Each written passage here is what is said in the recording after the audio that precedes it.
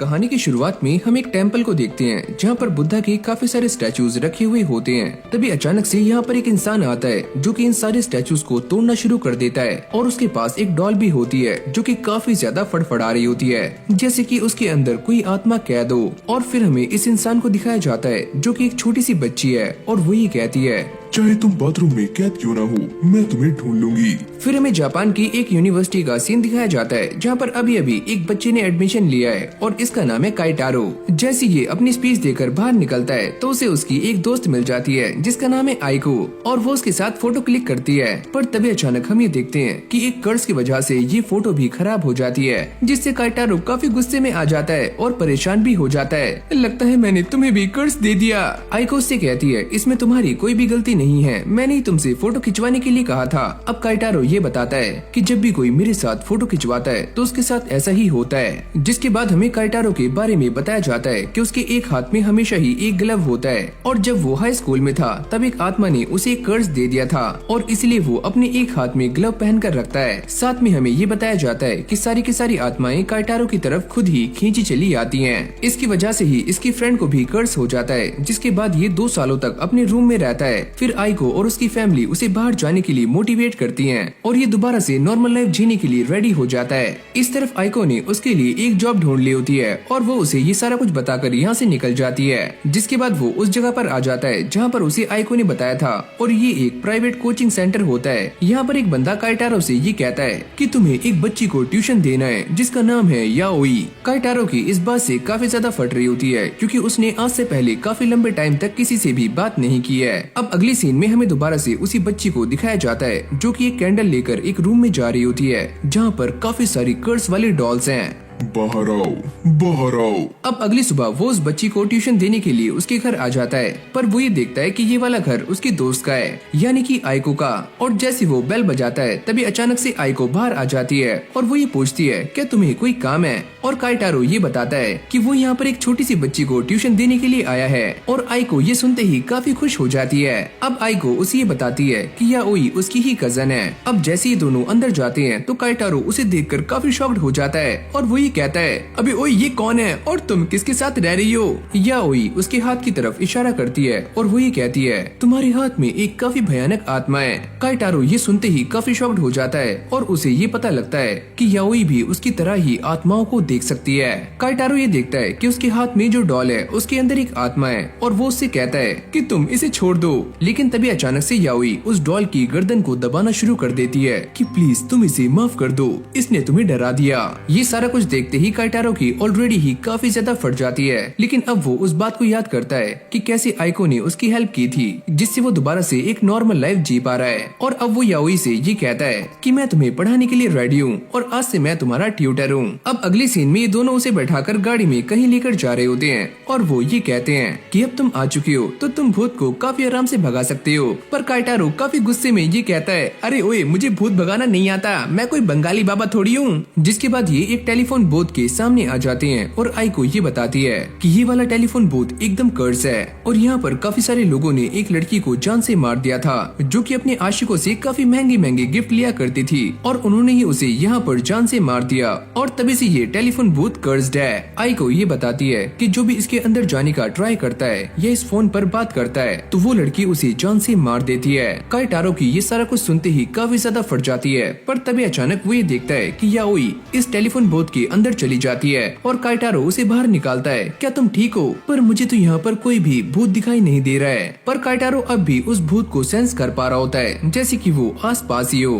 अब वो इसके अंदर जाकर एक कॉल लगाने का ट्राई करता है जिसके अंदर से उसे काफी अजीब सी आवाजें आ रही होती हैं। जल्दी करो, जल्दी करो। और तभी अचानक से ये पूरा का पूरा टेलीफोन बूथ खून से भरना शुरू हो जाता है। याओई काइटारो को बाहर निकालती है और इस टेलीफोन बूथ में अपनी डॉल को डाल देती है और ये भूत इस डॉल को काफी गंदी तरह से फाड़ देता है। जैसे ही काइटारो और आइको इसे देखते हैं तो उनकी बुरी तरह से फट जाती है और वो सारे यहाँ से भाग जाते हैं। अब अगले सीन में ये सारे दोबारा से घर पर आ जाते हैं जहाँ पर काइटारो याओई को पढ़ा रहा होता है और वो उससे ये पूछता है, क्या तुम सच में आत्माओं को देख सकती हो? और वो ये कहती है कि मैं उन्हें देख भी सकती हूँ और साथ में पकड़ भी सकती हूँ। आइको काइटारो को ये समझाती है कि कुछ साल पहले याओई के माता पिता की डेथ हो गई थी और तभी से वो उसके साथ रहती है और उसे भूतिया जगहों पर जाना इसलिए पसंद है ताकि वो दोबारा से अपनी मॉम और डैड की आत्मा को ढूंढ पाए। फिर हमें याओई का एक पास्ट दिखाया जाता है जहाँ पर वो अपने मॉम और डैड के साथ काफी मस्ती करते हुए जा रही होती है, पर तभी अचानक से उन सभी का एक्सीडेंट हो जाता है, पर याओई इसमें बच जाती है।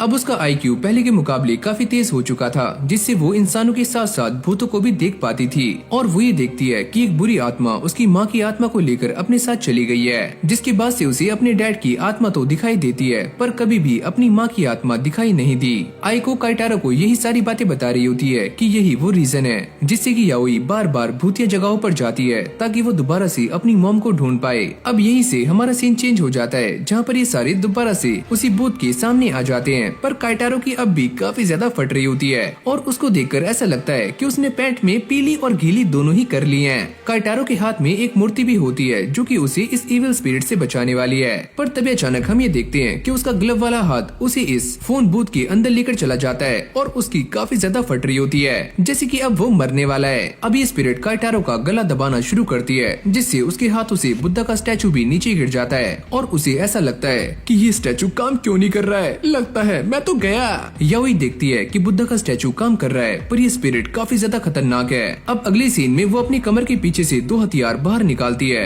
और आसमान में कूदते हुए स्पिरिट से ये कहती है अगर तुम वायलेंस को चूज करना चाहती हो तो लो फिर। और वो इस बुद्धा के स्टैचू से इस भूत के ऊपर एक जोरदार अटैक करती है जिससे कि ये पूरा का पूरा भूत तहस नहस हो जाता है। और अब इस फोन में से एक आवाज आ रही होती है जो काफी जोर से चिल्लाने की होती है, जिसके बाद वो इस फोन की वायर को भी काट देती है और अब वो काइटारो के पास आकर उससे ये कहती है कि तुम्हें घबराने की कोई भी जरूरत नहीं है, भूत चाहे कितना भी स्ट्रांग हो पर मैं तुम्हारे साथ हूँ और मैं हमेशा ही तुम्हारी हेल्प करूंगी। अब जैसे ये सारे घर जा रहे होते हैं तो काइटारो को दोबारा से उसी स्पिरिट का एहसास होता है क्योंकि अब भी वो फोन याओई के पास में है। घर आने के बाद काइटारो काफी ज्यादा परेशान होता है और उसे समझ नहीं आता कि उसके साथ क्या हुआ है और तभी आइको उसे ये बताती है कि जब तुम फोन पर बात कर रहे थे तो तुमने काफी इविल स्माइल की। क्या सच में मैंने ऐसा किया? मैं जितना भी इन चीजों से भागने का ट्राई कर रहा हूँ मैं उतना ही इसमें फंसता जा रहा हूँ। और अब वो याओई से ये पूछता है क्या हमें वहाँ पर दोबारा से जाना होगा, पर वो ये कहती है कि हमें वहाँ पर दोबारा से नहीं जाना क्योंकि वहाँ पर अब कुछ भी नहीं बचा। फिर हम देखते हैं याओई के रूम में वही टेलीफोन वाली आत्माएं जिसे बाकी की आत्माएं काफी परेशान कर रही हैं और उसे टॉर्चर कर रही हैं। इस तरफ याओई काइटारो को ये बताती है क्या तुम इसके बारे में जानते हो, कोडोकू। और ये सुनते ही वो काफी हैरान हो जाता है, क्या कोडोकू या कुकड़ोकू। याओई उसे समझाती है कि इसका मतलब है कि काफी सारे जहरीले कीड़ों को एक साथ एक जार में रखना ताकि वो एक दूसरे को टॉर्चर करें और जान से मार दें और जो भी आगे बचेंगे वो किसी और को टॉर्चर करेंगे। काइटारो की पहले ही काफी फट चुकी है तो वो याओई से ये कहता है अगर तुम्हें किसी भी चीज की जरूरत हो तो तुम मुझे बता सकती हो। अब अगले सीन में काइटारो इसी बात को सोचते हुए जा रहा होता है कि उसे बड़ी मुश्किल से एक नॉर्मल लाइफ मिली है लेकिन अब भी वो दोबारा से इन्हीं चक्करों में फंस चुका है। और जैसे वो आइको के घर पहुंचता है तो याओई दरवाजा खोलती है और वो उसके हाथ में एक डॉल को देखकर काफी ज्यादा डर जाता है। जब ये सारे बैठकर बातें कर रहे होते हैं तो याओई उससे कहती है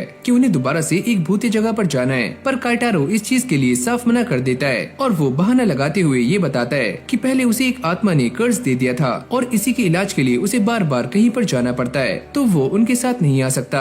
पर अगली पल ये सारे कार में बैठकर जा रहे होते हैं जिससे एक बात तो क्लियर हो जाती है कि उन दोनों ने काइटारो को अपने साथ चलने के लिए मना लिया है, पर उसकी हालत सच में काफी खराब होती है क्योंकि वो दोबारा से फंस चुका है। काइटारो को ये बात समझ नहीं आती कि आइको बार बार याओई का साथ क्यों दे रही है। याओई उससे पूछती है क्या तुम्हें बार बार इसका इलाज करवाने के लिए जाना पड़ता है, और वो ये बताता है कि हाँ मुझे बार बार इसके लिए जाना पड़ता है। तभी आइको ये बताती है कि आज हम जिस टेम्पल में जा रहे हैं वहाँ की पुजारी काइटारो की ग्रैंड मदर है। जिसके बाद ये सारे रास्ते में मस्ती करते हुए टेम्पल तक पहुँच जाते हैं, पर जैसे ही काइटारो की दादी याओई को सामने देखती हैं तो वो इसके ऊपर काफी गुस्सा करती हैं। अबे ओए तुम इसे लेकर यहाँ पर क्यों आए, ये लड़की काफी खतरनाक है तो इसको लेकर यहाँ से जाओ। वो ये भी कहती हैं ये वही लड़की है जिसने बुद्धा के 5 स्टैचूज को तोड़ दिया है। याओई ये कहती है 5 नहीं 7। और इससे वो और भी ज्यादा गुस्से में आ जाती हैं, पर काइटारो उन्हें शांत करने का ट्राई करता है। अबे ओए, तुम मुझे रोक क्यों रहे हो? काइटारो के मनाने के बाद उनका गुस्सा शांत हो जाता है और वो याओई को वार्निंग देकर छोड़ देती हैं और काइटारो से ये कहती हैं कि तुम मेरे साथ चलो,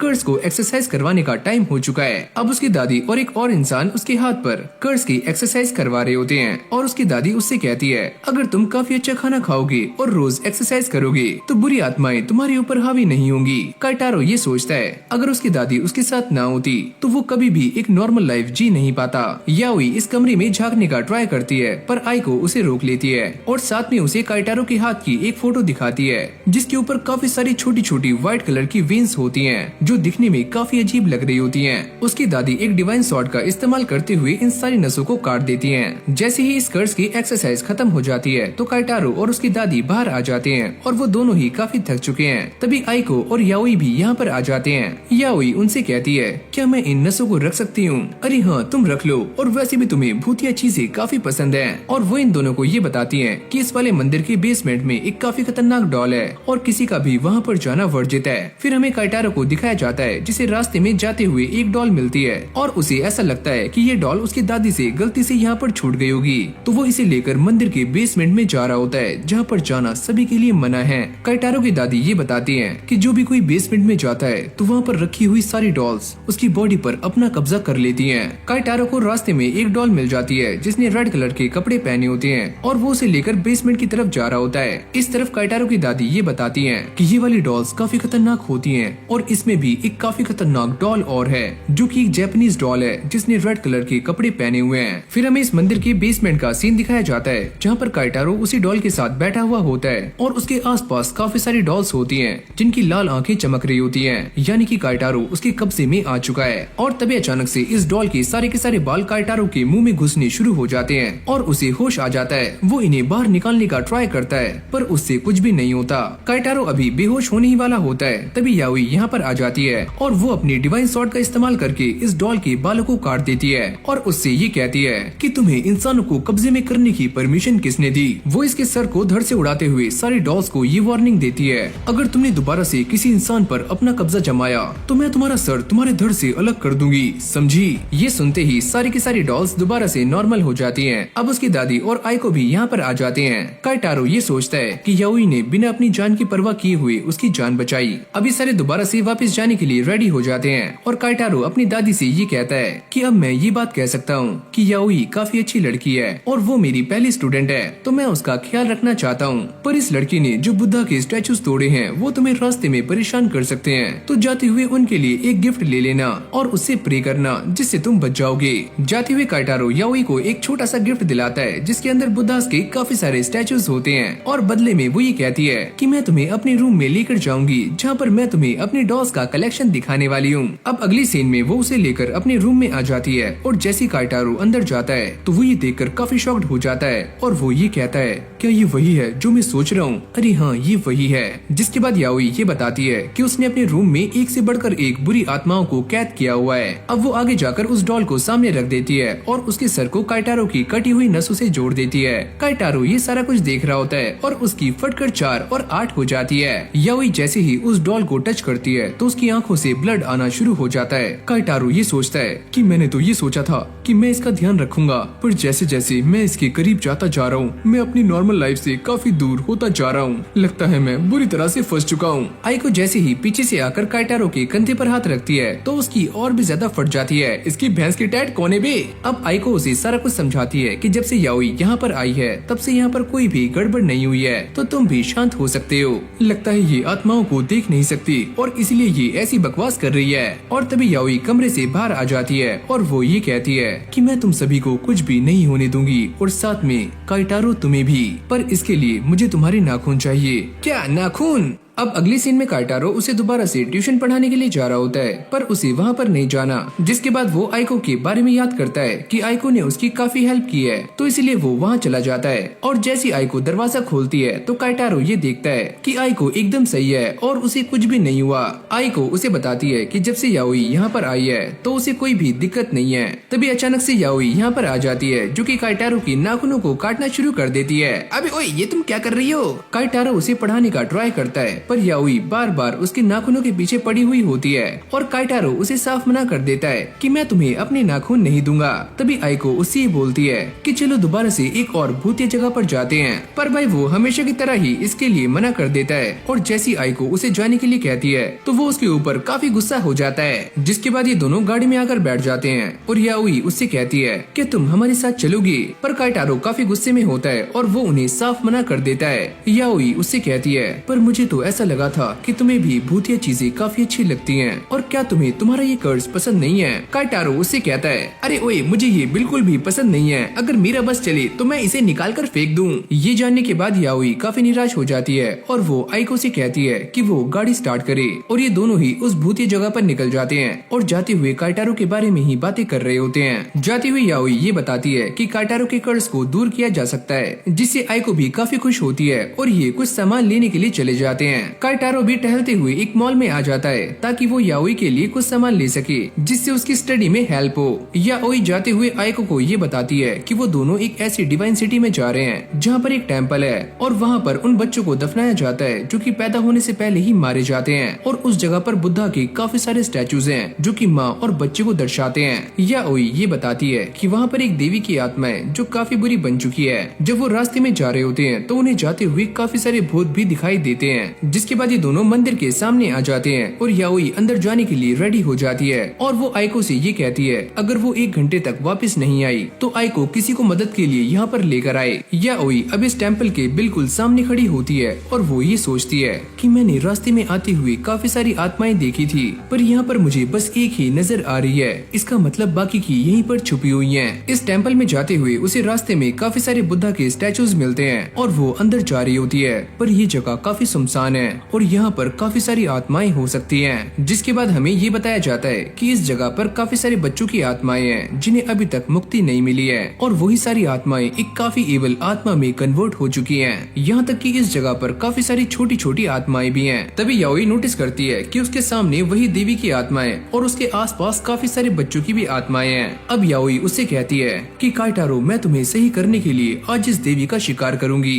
लेकिन तभी ये आत्मा उसके ऊपर अटैक कर देती है और उसके पीछे बुद्धा का एक स्टैचू आ जाता है। ये सारे के सारे बच्चे इस स्टैचू को याओई के ऊपर गिरा देते हैं। इस तरफ आइको याओई का इंतजार कर रही है और याओई इन सारी स्पिरिट से बचकर जंगल में आ जाती है क्योंकि ये सारे स्पिरिट्स काफी खतरनाक हैं। लेकिन याओई पहले ही इंजर्ड हो चुकी है, जिसके बाद वो पेपर डॉल्स को बाहर निकालती है और उसके ऊपर अपने बालों को बांध देती है। फिर हमें ये बताया जाता है कि जब भी ऐसा किया जाता है तो सामने वाली पेपर डॉल्स आपकी डुप्लीकेट बन जाती हैं, यानी कि आपके इशारों पर काम करती हैं। तभी अचानक से एक बच्चे की आत्मा यहाँ पर आ जाती है और याओई उससे कहती है तुम एकदम सही टाइम पर आए हो, मैं बस तुम्हारा ही इंतजार कर रही थी। अब 1 घंटे से काफी ऊपर टाइम हो चुका है तो आइको हेल्प लेने के लिए काइटारो के पास आ जाती है, लेकिन वो उसके साथ जाने से साफ इनकार कर देता है। लेकिन जैसी आइको उसे बताती है कि याओई ये सारा कुछ उसी के लिए कर रही है तो काइटारो उसके साथ जाने के लिए मान जाता है। इस तरफ याओई उस देवी के भूत से भागने का ट्राई कर रही होती है, लेकिन वो भागते भागते नीचे गिर जाती है। अब जैसे ये भूत उसके ऊपर अटैक करने वाला होता है तभी याओई उस पेपर डॉल को सामने कर देती है। अब इस भूत को ऐसा लगता है कि ये वाली पेपर डॉल एक बच्चा है तो इसलिए वो पीछे हट जाती है और इसी मौके का फायदा उठाकर याओई यहाँ से भाग जाती है और वो सारी की सारी आत्माओं को अपनी पेपर डॉल से चकमा दे देती है और खुद घर में आ जाती है। काइटारो भी उसे बचाने के लिए मंदिर में आ जाता है, लेकिन उसकी खुद की काफी फट रही होती है, लेकिन फिर भी वो हिम्मत करके अंदर जाता है। काइटारो उसे बार बार आवाजें लगा रहा होता है और जैसे याओई उसे देखती है तो वो ये देखकर काफी शॉक्ड हो जाती है कि काइटारो के पीछे काफी सारी आत्माएं हैं। तो वो जल्दी से इस मूर्ति की एक उंगली तोड़ देती है और कूदकर काइटारो की गोद में आ जाती है और काइटारो फटाक से उसे लेकर यहाँ से भाग जाता है। लेकिन यहाँ से जाते हुए आइको की गाड़ी पर एक छोटा सा स्क्रैच आ जाता है। काइटारो जो एक काफी अच्छा इंसान है तो उसे ही ये सारा खर्चा पे करना पड़ता है। शाम में काइटारो याओई को अपनी पीठ पर लेकर जा रहा होता है और वो उसे थैंक्स करता है कि याओई ने उसके लिए काफी कुछ किया है, और उसे भी अपने मॉम और डैड की याद आ जाती है जिससे वो रोना शुरू कर देती है। और बाद में वो ये कहती है अगर किसी ने भी मेरे दोस्तों पर उंगली उठाई तो मैं उन्हें छोड़ने वाली नहीं हूँ। और वो काइटारो से ये कहती है कि वो उसका एक काफी अच्छा दोस्त है और वो उसे घर चलकर सारा कुछ बताने वाली है। अगली सीन में ये सारे घर आ जाते हैं जहाँ पर काइटारो याओई को लेकर उसके कमरे में जा रहा होता है और याओई उसे बताती है कि अगर हम ह्यूमंस डॉल में इंसानों की कोई चीज डाल दें तो इंसानों के ऊपर होने वाली सारी मुसीबतें उस डॉल के ऊपर आती हैं। याओई जैसे ही अपने कमरे का दरवाजा खोलती है तो यहाँ पर काफी सारी डॉल्स ऐसी होती हैं जो कि बुरी तरह से टूटी हुई हैं। यहाँ तक कि वो ये भी कहती है कि उसके ऊपर जो भी हमले होते हैं वो सारे के सारे हमले यहाँ पर रखी हुई डॉल्स के ऊपर आते हैं और यहाँ पर जो भी डॉल्स हैं उसके अंदर याओई का कोई न कोई पार्ट है, जैसे कि बाल और नाखून। और लास्ट में वो ये कहती है कि ऐसा करके ही उसने सभी को प्रोटेक्ट किया हुआ है। ये सुनते ही काइटारो काफी शॉक्ड हो जाता है कि सच में ये बच्ची काफी दूर की सोचती है। याओई यहाँ पर रखी हुई सारी डॉल्स को ये बताती है कि आज जो कुछ भी हुआ वो सारा कुछ इस फिंगर ने किया है और इसके अंदर मेरा कोई भी पार्ट नहीं है, तो तुम जो चाहे इसके साथ कर सकती हो। और यहाँ पर रखी हुई सारी डॉल्स काफी गुस्से में होती हैं क्योंकि उन्हें काफी नुकसान पहुँचा है। ये सारी आत्माएं इस उंगली वाली आत्मा को मारना शुरू कर देती हैं और उसे काफी बुरी तरह से टॉर्चर कर रही होती हैं और वो याओई से माफी मांग रही होती है कि प्लीज मुझे बचा लो।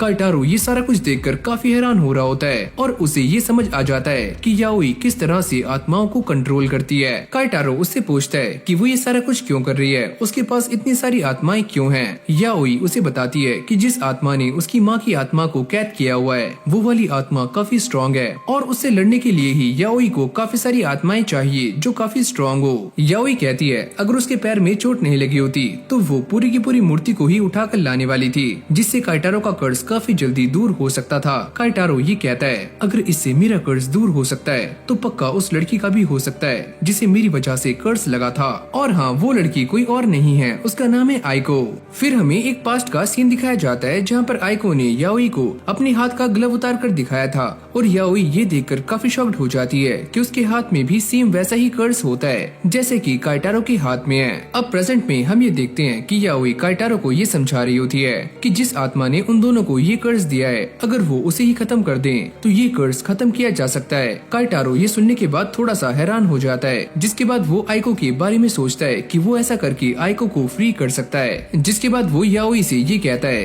कि मुझे इसके लिए थोड़ा टाइम चाहिए। याओई उसे समझाने का काफी ट्राई करती है कि वो ऐसा करके उन दोनों की लाइफ को दोबारा से नॉर्मल कर सकता है। जिसके बाद काइटारो दोबारा से आइको के बारे में सोचना शुरू करता है कि उसने उसकी लाइफ को नॉर्मल करने में काफी हेल्प की है और साथ ही में वो ये भी सोच रहा होता है क्या उसे दोबारा से इन्हीं चीजों में पढ़ना चाहिए जिससे वो हमेशा ही भागता रहा है। फिर हमें सुबह का सीन दिखाया जाता है जहाँ पर आइको कॉलेज जाने के लिए रेडी हो रही होती है पर उसे समझ नहीं आता कि उसे क्या पहनना है। काइटारो उससे कहता है अरे ओए जो भी पहन रही हो जल्दी पहनो, हम लेट हो रहे हैं। अरे हाँ बड़े आए लेट होने वाले, और वैसे भी मैं कार से जा सकती हूँ। जिसके बाद ये सारे कॉलेज के लिए निकल जाते हैं और जैसी आइको कॉलेज पहुँचती है तो काफी सारे बच्चे उसे घेर लेते हैं और उसे अलग अलग चीजों में ज्वाइन करने के लिए कहते हैं जैसे कि कंप्यूटर लैब और साइंस लैब। जिसके बाद काफी सारी लड़कियां आइको को घेर लेती हैं। काइटारो जैसे ही ये देखता है तो वो ये सोचता है कि आइको की सोशल लाइफ काफी अच्छी है पर फिर भी वो मेरे साथ है। काइटारो अपने आप को अब भी उसी बात के लिए कोस रहा होता है कि उसी की वजह से ही आइको को कर्ज लगा है और तब अचानक से आइको उसके सामने आ जाती है और वो ये कहती है क्या तुम भी मेरे साथ ज्वाइन करना चाहते हो, पर तुम ऐसा क्यों कर रही हो, ताकि तुम मेरे साथ पढ़ सको और मैं तुम्हारे साथ एक ही क्लास में पढ़ना चाहती हूँ। अभी दोनों बैठकर बातें कर रहे होते हैं जहाँ पर आइको उससे कहती है कि काइटारो को एक भूतिया कोर्स को ज्वाइन करना चाहिए, पर काइटारो इस चीज के लिए मना कर रहा होता है और साथ में वो ये सोचता है कि आइको को भूतिया चीजें हमेशा से ही काफी अच्छी लगती हैं, पर उसकी वजह से ही वो इन चीजों से दूर है। लेकिन भाई आइको इमोशनल ड्रामा करना शुरू कर देती है, जिसके बाद काइटारो उसकी बात मान जाता है। अब अगली सीन में हम ये देखते हैं कि ये सारे भूत वाली क्लासरूम में आ जाते हैं जहाँ पर टीचर उन सभी को पहले ही वार्न कर देते हैं कि ये वाली कहानी काफी भूतिया होने वाली है और हाँ ये एक सच्ची घटना है, तो अपने कान और आंखें खोलकर सुनना और साथ में दिलों को संभाल लो। यहाँ पर वो इन सभी को एक कैसेट के बारे में बताते हैं जिसका नाम है सुशाई और इसमें एक बच्चे ने अपने आप को आग लगाकर जान से मार लिया था। साथ में वो ये कहते हैं कि जो भी इस वीडियो को देखता है वो भी अपने साथ रियल लाइफ में कुछ ऐसा ही करता है। ये सुनते ही काइटारो की और भी ज्यादा फट जाती है, लगता है मैं दोबारा से मरने वाला हूँ। अब अगली पल ये वीडियो स्टार्ट हो जाती है जहाँ पर एक लड़का सामने बैठा होता है और उसके आसपास काफी सारी परछाइयां भी होती हैं जो कि यहाँ पर केरोसिन को फैलाने में उसकी हेल्प कर रही होती हैं। पर जैसे ये लड़का दोबारा से अपनी चेयर पर बैठता है तो वो दिखने में काइटारो की तरह लग रहा होता है। काइटारो उसे देखकर काफी शॉक्ड हो जाता है और साथ में आइको भी, और अगली पल वो अपने आप को आग लगा लेता है और तभी ये वीडियो एंड हो जाती है, यानी कि फिल्म की समाप्ति। टीचर भी इस वीडियो को देखने के बाद काफी शॉक्ड हो जाता है और वो ये कहता है जब मैंने पहले इस वीडियो को देखा था तो इसमें कुछ ऐसा नहीं था, और ये बोलते ही वो यहाँ से भाग जाता है। मैं जा रहा हूँ बंगाली बाबा को बुलाने के लिए। अब देखते ही देखते पूरी क्लास खाली हो जाती है और यहाँ पर बस यही 3 बच्चे बचते हैं और तभी याओई देखती है कि उसके पास जो डॉल है वो अपने आप ही जलनी शुरू हो गई है और याओई उन सभी को ये बताती है कि इस डॉल के अंदर हमारी नाखून है, अगर ऐसा नहीं होता तो अभी तक हम सारे मारे जाते। जिसके बाद याओई इस टेप के ऊपर नमक डाल देती है और इसके अंदर से खून निकलना शुरू हो जाता है। साथ में वो ये बताती है कि ये वाली आत्मा मेरी आत्मा से काफी स्ट्रॉन्ग है और इसीलिए वो जल गई। जिसके बाद वो इस कैसेट वाली आत्मा को एक बॉक्स में रख देती है और उसके सामने वही वीडियो प्ले कर देती है, जिससे ये वाला कर्स इसी आत्मा को लग जाए, यानी कि नहले पे दहला। पर जैसे ही याओई इस वीडियो को चालू करती है तो काइटारो का हाथ जलना शुरू हो जाता है और वो उसे काफी जल्दी बुझाता है, लेकिन उसकी फटकरचार हो जाती है और उसे समझ नहीं आता कि उसके साथ क्या हो रहा है। अब ये सारे यहाँ से भागने के बारे में सोचते हैं, पर ये कार और ट्रेन से भी जा नहीं सकते क्योंकि वहाँ पर भी सभी की जानों को काफी खतरा है और ये कर्स काइटारो के ऊपर लग चुका है, तो उसके साथ साथ बाकी लोग भी जल सकते हैं। तो वो इन दोनों से कहता है कि तुम दोनों यहाँ से जाओ, ये सारा कुछ मैं खुद ही हैंडल कर लूंगा। काइटारो इस टाइम काफी परेशान हो रहा होता है, तभी आइको उसके पास जाकर बैठ जाती है और उसे वो वक्त याद दिलाती है जब काइटारो ने उसकी हेल्प की थी और उसे एक एक्सीडेंट में बचाया था। काइटारो भी उन सारी बातों को याद करता है कि कैसे आइको ने हमेशा ही उसका साथ दिया है, और ये सारी बातें याद करते ही उसकी आंखों में आंसू आ जाते हैं और वो इनके साथ चलने के लिए मान जाता है। जिसके बाद ये सारे कार में बैठ जाते हैं और काइटारो को पूरी तरह से नंगा कर दिया जाता है। बस उसके हाथ में एक कपड़ा बंधा हुआ होता है ताकि ये वाला घोस्ट काइटारो को जला ना पाए, और अगर गलती से उसके हाथ में आग लगती है तो इसे आसानी से बुझाया जा सके।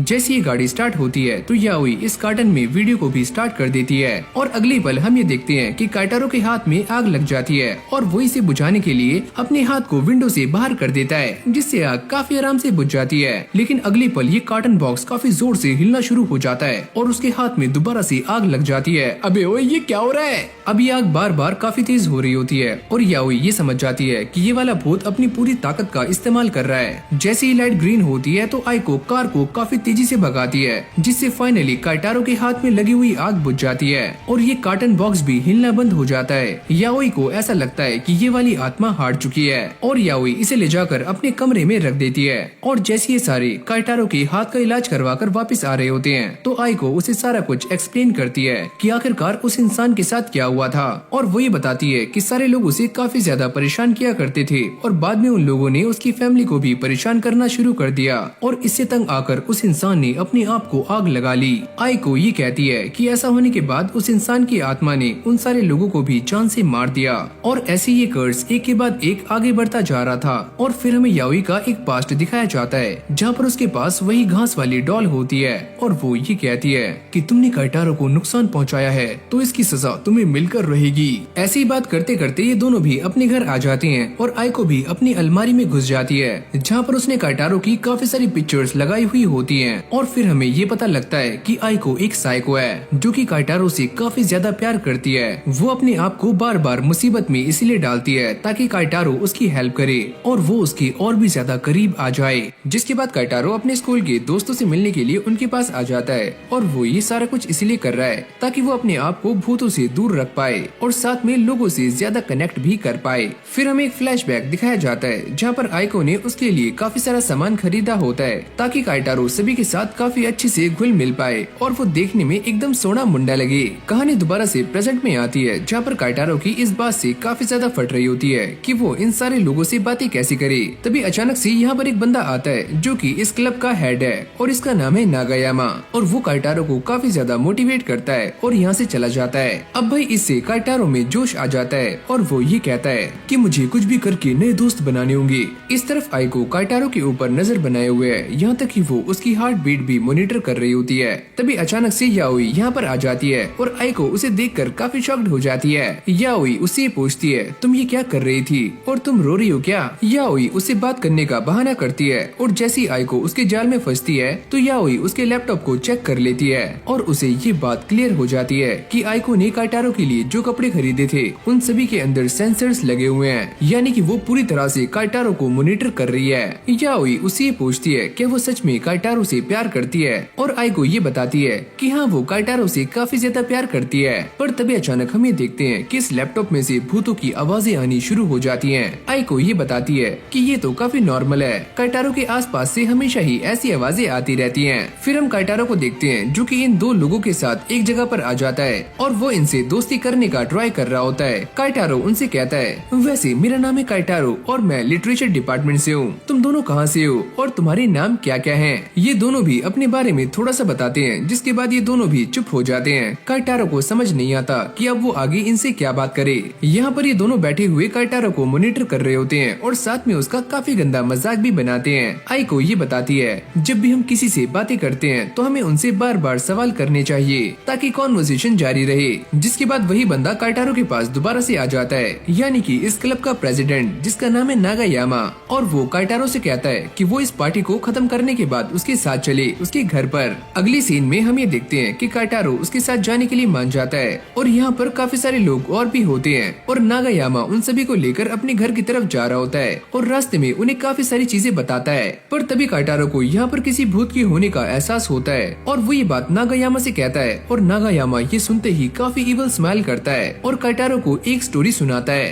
अरे बच्चे, क्या तुम ये बात जानते हो कि रियो यूनिवर्सिटी में एक ऐसा क्लब है जहाँ पर सारे लोग अपने आप ही सुसाइड कर लेते हैं और जब भी नए बच्चे उसके अंदर शामिल होते हैं तो वो भी एक एक करके मारे जाते हैं और वो क्लब फिर भी बंद नहीं हुआ। जिसके बाद काफी सारे बच्चे उसके अंदर आते रहे और ऐसे ही मारे जाते हैं। काइटारो उनसे पूछता है कि आखिरकार उस क्लब को अभी तक रोका क्यों नहीं गया। वो ये बताते हैं कि ऐसा करना इम्पॉसिबल है क्योंकि जब भी ऐसी घटनाएं होती हैं तो वो क्लब अपना नाम चेंज कर लेता है और कोई भी आज तक उस क्लब को आइडेंटिफाई नहीं कर पाया है। यहाँ तक कि वो ये भी कहते हैं कि उस क्लब में सारा कुछ चेंज हो जाता है सिवाय एक नाम के, और मुझे ऐसा लगता है कि वही नाम ये सारा कुछ करवा रहा है। ये सारी बातें सुनने के बाद काइटारो की काफी ज्यादा फट रही होती है और नागायामा उससे कहते हैं कि वो इंसान जो ये सारा कुछ करवा रहा है वो भी उन बच्चों के साथ मारा जाता है, लेकिन वो दोबारा से जिंदा हो जाता है और हर बार अपने फेस को चेंज कर लेता है, इसीलिए उसे पकड़ना बिल्कुल भी आसान नहीं है। काइटारो ये सारी बातें काफी गौर से सुनते हुए जा रहा होता है। नागायामा उससे कहते हैं, क्या तुम उस इंसान के नाम के बारे में जानना चाहते हो?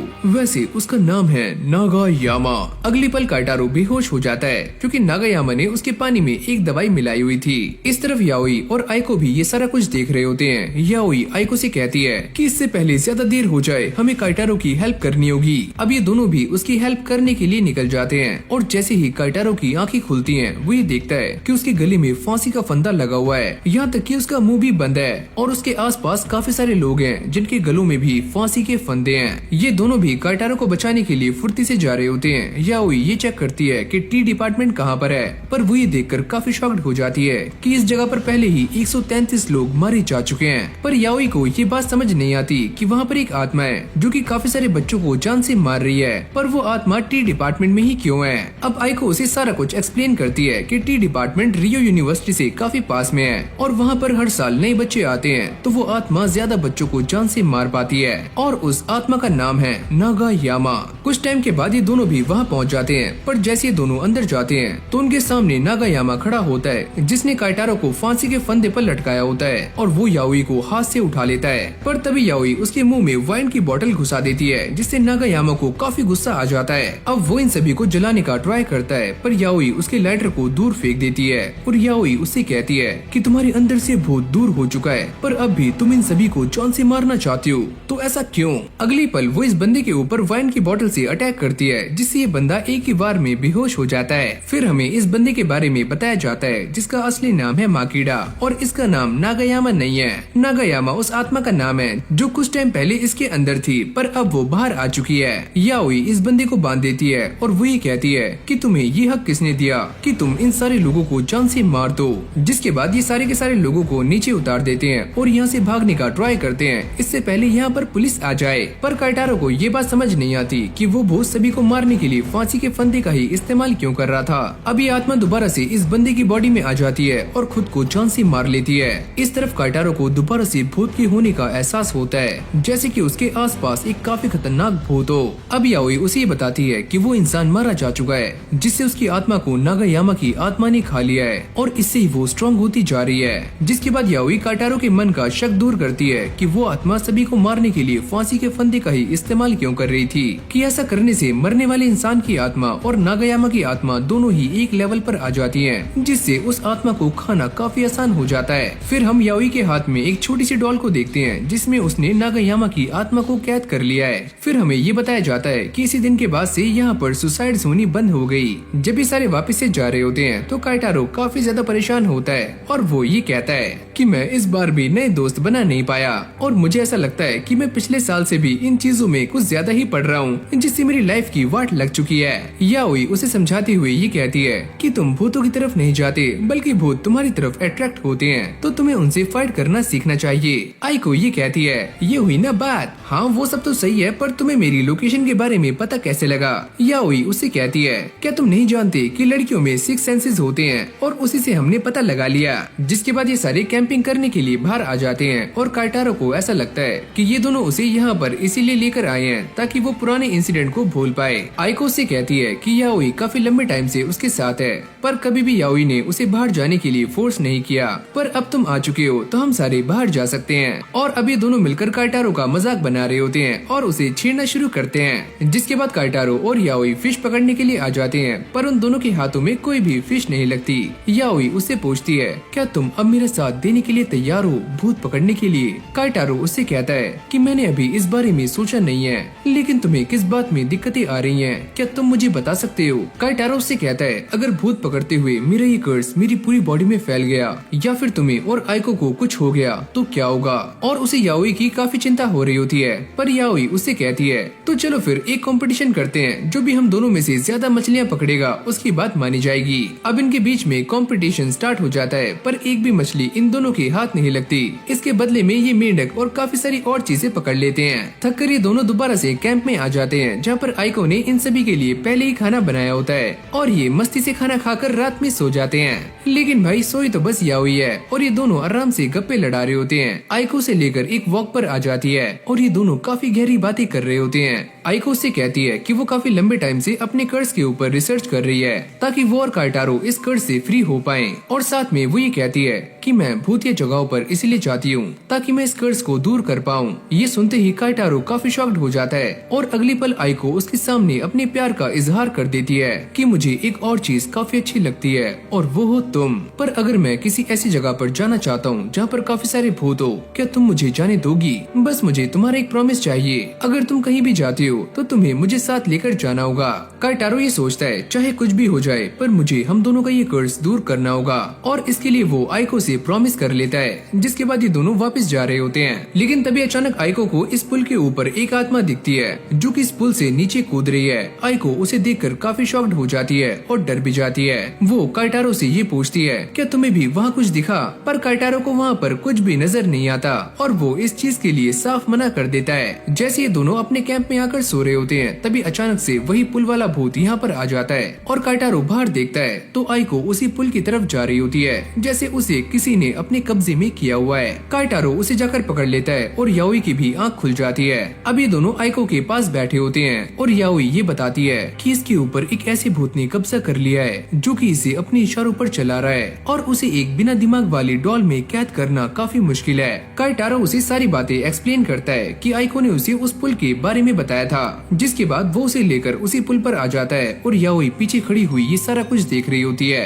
ताकि वो सही मौके पर अटैक कर पाए। काइटारो कॉल पर याओई को ये बताता है कि उसे सामने पुल पर एक भूत दिखाई दे रहा है और वो ये कहती है कि हाँ उसे मैं भी देख सकती हूँ। जिसके बाद हमें इन सब का प्लान बताया जाता है कि कैसे वो इस भूत को पकड़ने वाले हैं जिससे आइको दोबारा से आजाद हो जाएगी। ये सारे ऐसा ही करने का ट्राई करते हैं पर इससे भी कोई फर्क नहीं पड़ता और अब भी आइको इस पुल से नीचे कूदने के लिए जा रही होती है। काइटारो उसे रोकने का ट्राई करता है पर तभी अचानक से यहाँ पर काफी सारे भूत आ जाते हैं जो कि याओई की डॉल को खींचना शुरू कर देते हैं, यानी कि उसे फाड़ने का ट्राई कर रहे होते हैं। अचानक से ये सारे भूत काइटारो पर अटैक कर देते हैं जिससे वो आइको के साथ नीचे गिर जाता है पर उसकी कमर पर रस्सी बंधी हुई होती है जिससे वो बच जाते हैं। याओई भी इस बात को समझ जाती है कि इन सारे भूतों ने आइको का सहारा लेकर काइटारो पर अटैक किया और वो पहले से ही काइटारो को मारना चाहते थे। अब ये सारे भूत मिलकर इस डॉल के अंदर से आत्मा को बाहर निकालने की कोशिश कर रहे होते हैं, लेकिन तभी याओई उन सभी के ऊपर नमक फेंक देती है जिससे वो सारे पीछे हट जाते हैं पर एक भूत इसमें ट्रैप हो जाता है। याओई उससे कहती है कि मैं बस 3 तक गिन रही हूँ, जल्दी से इस डॉल में आ जाओ वरना बाकी की आत्माएं तुम्हें खा जाएंगी। ये सुनते ही इस भूत की काफी ज्यादा फट जाती है और वो जल्दी से इस डॉल में आ जाता है। याओई ये बताती है कि इस जगह पर टोटल 10 आत्माएं हैं जिनमें से उन्होंने 2 को पकड़ लिया है लेकिन अब भी 8 बाकी हैं। फिर हमें दोबारा से एक फ्लैशबैक दिखाया जाता है जहाँ पर काइटारो और याओई बातें कर रहे होते हैं और सारा प्लान डिस्कस करते हैं कि कैसे वो इन सारे भूतों को पकड़ने वाले हैं। तो इसलिए वो काइटारो का सहारा ले रही होती है। अब जैसे काइटारो आइको को लेकर पानी की तरफ जा रहा होता है, वो ये देखता है कि उसके पीछे काफी सारे भूत आ जाते हैं और उन्हीं में से एक भूत आइको को भी अपने कब्जे में कर लेता है, यानी कि वो भी उसके वश में आ जाती है। काइटारो ये सारा कुछ देखकर घबरा जाता है, जिसके बाद वो नीचे गिर जाता है। अब आइको उसके पास आती है और एक भूत को उसके मुंह में डालने का ट्राई करती है, जिससे काइटारो भी इस भूत के वश में आ जाए। लेकिन तभी अचानक वो अपनी जेब से एक बाटली निकालता है और गटाक से पी जाता है। जिसके बाद हमें एक फ्लैशबैक दिखाया जाता है जहाँ पर याओई ने काइटारो को थोड़ी सी वाइन दी थी, जिसको पीने के बाद वो भूत को आराम से बाहर निकाल सकता है और साथ में वो चावलों से बनी हुई कुछ डॉल्स भी देती हैं। अगर वो इसे पीने के बाद इस डॉल के ऊपर थूकता है तो वो भूत इसके अंदर कैद हो जाएगा और यही इन सब का प्लान होता है। अब ऐसे ये दोनों अपने प्लान को एग्जीक्यूट करते हैं। याओई ने भी काफी सारे भूतों को पकड़ लिया है और वो ये बताती है कि जो भूत उसने टेम्पल में पकड़ा था उसने एक भूत को खा लिया है। जिसके बाद याओई अपने पास से कुछ स्क्रू ड्राइवर्स निकालती है और सीधा इन डॉल्स में घुसा देती है और सामने भूतों को ये वार्न करती है, अगर तुम भी अपनी सलामती चाहते हो तो जल्दी से इन डॉल्स में आ जाओ, वरना तुम्हारे साथ काफी बुरा हो सकता है। ये सुनते ही सारे भूतों की भी फट जाती है और वो जल्दी से इन डॉल्स में आ जाते हैं। याओई उनसे पूछती है कि जल्दी से तुम मुझे बताओ कि तुम में से किसने आइको को अपने कब्जे में किया हुआ है। पर ये भूत कुछ भी नहीं बोलते। जिसके बाद वो एक कटर निकालती है और सीधा एक डॉल में घुसा देती है। अब ये सारे डॉल्स आपस में लड़ना शुरू कर देती हैं ताकि उसका पता लगाया जा सके कि कौन से भूत ने आइको को कब्जे में किया हुआ है। तुम मुझे इसकी बॉडी से बाहर निकालने की काफी कोशिश कर रही हो, पर मैं तुम्हें जान से मार दूंगी मैं तुम्हें। याओई उससे कहती है, अरे ओए मुन्ना, मैंने पहले ही नर्क देखा हुआ है, तो अब तुम्हारी बारी है पूरी जिंदगी मेरी इस डॉल में सड़ने की। अब ये टेम्पल वाला भूत उसको खा लेता है और बाकी की बची हुई डॉल्स फट जाती हैं। अब ये दोनों आइको को लेकर दोबारा से कैंप में आ जाते हैं और उसे आराम करने के लिए कहते हैं। फिर हमें रात का सीन दिखाया जाता है जहाँ पर आइको की आँख खुल जाती है और वो काइटारो से मिलने के लिए उसके पास आती है और उसका हाथ पकड़ लेती है। वो काइटारो से कहती है कि उसे रात के बारे में कुछ भी याद नहीं है, लेकिन वो इतना जानती है कि काइटारो ने उसकी काफी ज्यादा हेल्प की है। जिसके बाद वो उसके सामने अपने प्यार का इजहार करती है और काइटारो ये सुनते ही काफी हैरान हो जाता है। लेकिन भाई वो भी बाद में आई लव यू टू बोलकर उसके सामने अपने प्यार का इजहार कर ही देता है। अब ये दोनों घर आ जाते हैं जहाँ पर काइटारो आइको से ये कहता है कि वो भी उसका साथ देने वाला है भूत पकड़ने में, और साथ में वो ये कहता है कि मैं कुछ भी करके अपने इस कर्ज को दूर करके रहूंगा और साथ में तुम्हारी भी। लेकिन जब काइटारो अकेले में ये सारी बातें करता है तो आइको भी बाहर खड़ी हुई ये सारा कुछ सुन रही होती है और वो ये कहती है कि उसने काइटारो के ऊपर काफी ज्यादा मेहनत की है,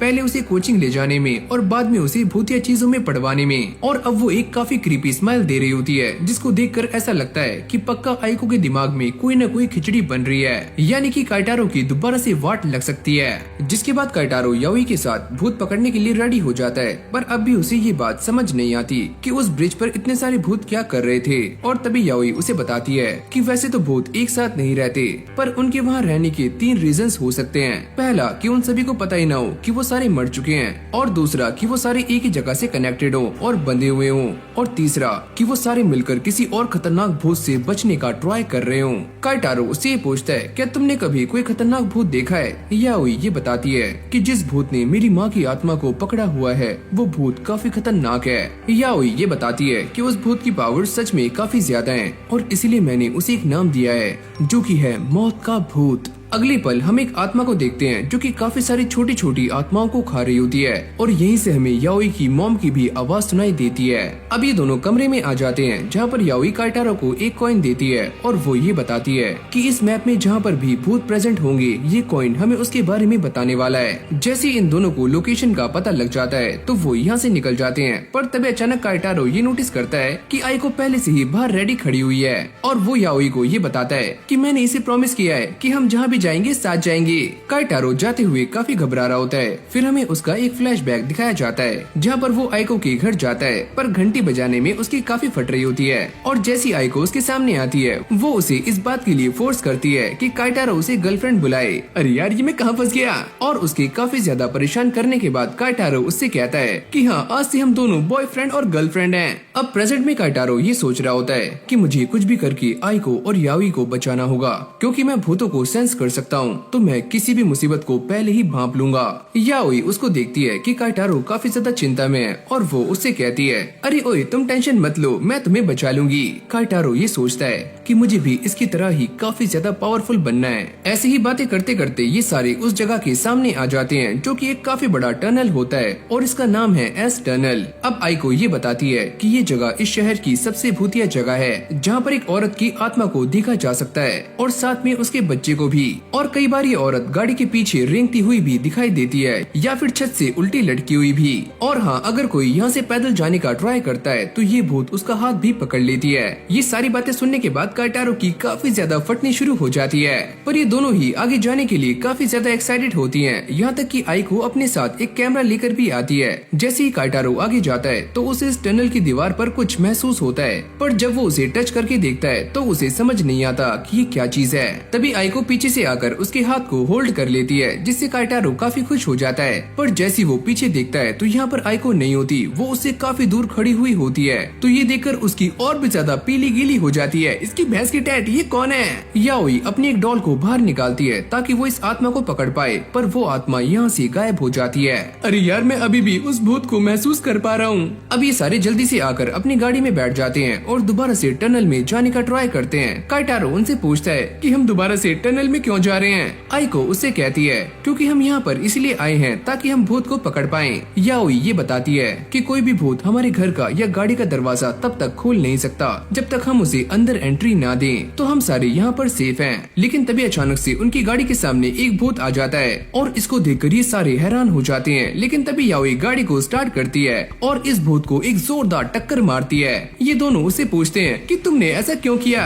याओई उन्हें बताती है कि भूत 3 तरह के होते हैं। पहला वो जो गाड़ी के अंदर नहीं आ सकता, और दूसरा जो एक बार अंदर आ गया तो बाहर नहीं जा सकता, और तीसरा जिसे हम गाड़ी से टक्कर मार सकते हैं। और ये वाला वही था। याओई इस गाड़ी का दरवाजा खोल देती है और साथ में काइटारो को एक डॉल भी देती है। जैसे ये भूत अंदर आता है तो काइटारो उसे पकड़ लेता है, लेकिन अब भी काइटारो की काफी ज्यादा फट रही होती है। लगता है आज मैं मरने वाला हूँ, ये मेरा आखिरी दिन है। अब काइटारो को ऐसा लगता है एक आत्मा उसके साइड में बैठी हुई है, पर जैसे वो वहाँ देखता है तो यहाँ पर कोई भी नहीं होता, यानी कि ये उसका बस एक वहम है। और अगली पल ये सारे घर पर आ जाते हैं। लेकिन जैसे ही काइटारो अपने घर में जाता है तो वो टनल वाली आत्मा भी उसके पीछे पीछे उसके घर तक आ जाती है। काइटारो जैसे ही नहाने के बाद सोने का ट्राई करता है तभी अचानक से वो भूत काइटारो को पकड़ लेती है और उसे पैरों से उठा देती है। याओई को भी इस बात का एहसास हो जाता है कि इस वाली डॉल में वो टनल वाली आत्मा नहीं है, यानी कि उस आत्मा ने हमें धोखा दिया है और हमें काइटारो को बचाना होगा।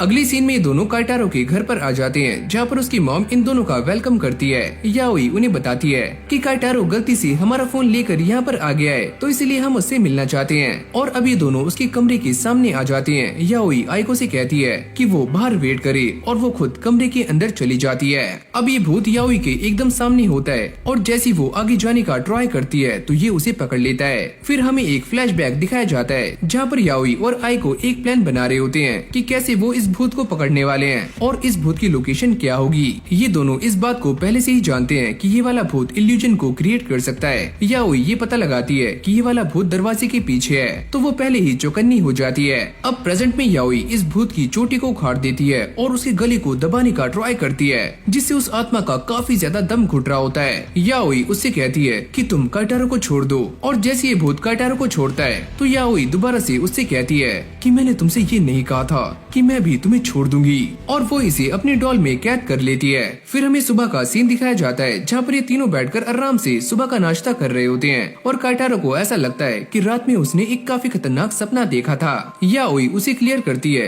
कि वो कोई सपना नहीं था। क्या?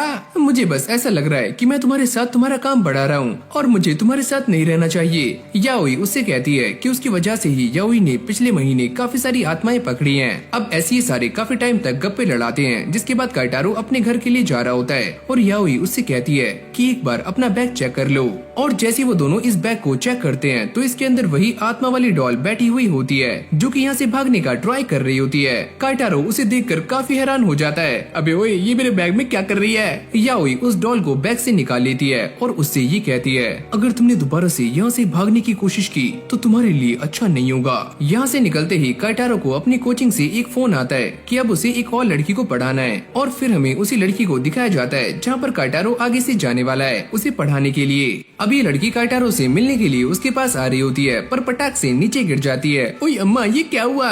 जिसके बाद ये दोनों एक कैफे में आ जाते हैं और ये लड़की काइटारो को परेशान कर रही होती है। हाँ बोलो मेरे राजा, क्या मैं तुम्हारी सबसे क्यूट स्टूडेंट हूँ? क्यों, है ना? काइटारो ये सोचता है कि मैं ऐसी लड़कियों से काफी दूर रहता हूँ, पर तभी अचानक वो ये नोटिस करता है कि इस लड़की की आंख में एक स्टार बना हुआ है और उसको ऐसा लगता है कि ये एक तरह का लेंस है, पर ये काफी अजीब है। जिसके बाद ये दोनों एक दूसरे को अपना इंट्रोडक्शन देते हैं और काइटारो ये बताता है कि मेरा नाम है काइटारो और आज से मैं तुम्हारा ट्यूटर हूँ। और वो लड़की ये बताती है कि मेरा नाम है आई कामियो और मुझे स्वीट्स खाना काफी पसंद है। अब ये दोनों खाने के लिए आइसक्रीम और मिठाई मंगा लेते हैं, पर आई अपनी आइसक्रीम को काफी जल्दी खत्म कर देती है और अपनी निगाहें काइटारो की मिठाई पर जमाए हुए बैठी होती है। काइटारो उससे कहता है कि चलो हम पढ़ाई करते हैं, अगर तुम मेरे सारे सवालों का सही जवाब दोगी तो मैं तुम्हें एक मिठाई दे दूंगा, वरना मैं इसे उठाकर खा जाऊंगा। लेकिन भाई ये लड़की उसके सारे सवालों का गलत जवाब देती है और काइटारो सारी मिठाई उठाकर एक एक करके खुद ही खा जाता है। और वो ये सोचता है, अरे यार ये लड़की तो पढ़ने में काफी कमजोर है और मुझे ऐसा लगता है कि मुझे इसके ऊपर ज्यादा टाइम देना होगा। अयो अम्मा, तुमने सारी मिठाई खा ली, मुझे भी मिठाई चाहिए, जल्दी से मिठाई ला कर दो, मिठाई ला कर दो। और जैसी एक वेट्रेस यहाँ पर आती है तो ये पानी का ग्लास आई के ऊपर गिर जाता है, जिससे वो और भी ज्यादा गुस्सा हो जाती है। काइटारो ये नोटिस करता है कि जो पानी नीचे गिरा हुआ होता है उसके ऊपर शूज के निशान होते हैं। आई ये पूछती है, क्या तुम सच में भूतों को देख सकते हो और उन्हें भगा सकते हो? प्लीज मेरी हेल्प करो।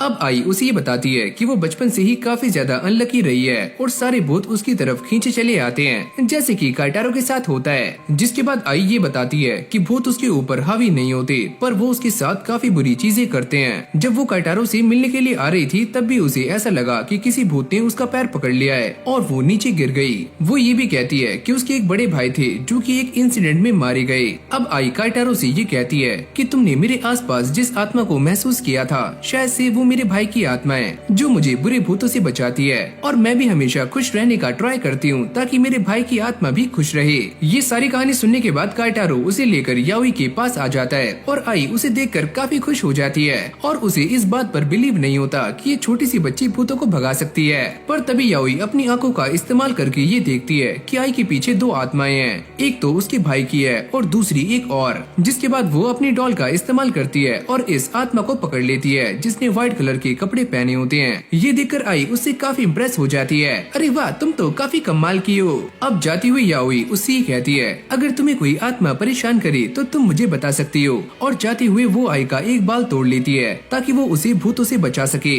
जैसे काइटारो रात में सो रहा होता है तभी उसे याओई का कॉल आता है और वो ये बताती है कि मैंने जिस डॉल को पकड़ा हुआ था उसकी गर्दन कोई दबा रहा है, यानी कि आई की जान खतरे में है। और ये दोनों उसे बचाने के लिए निकल जाते हैं। अब ये दोनों उसके अपार्टमेंट के सामने पहुंच जाते हैं। काइटारो ये बताता है कि उसके अपार्टमेंट का नंबर है 301, पर उसे ये बात समझ नहीं आती कि आई यहाँ पर अकेली रहती है और उसका अपार्टमेंट अंदर से लॉक होगा।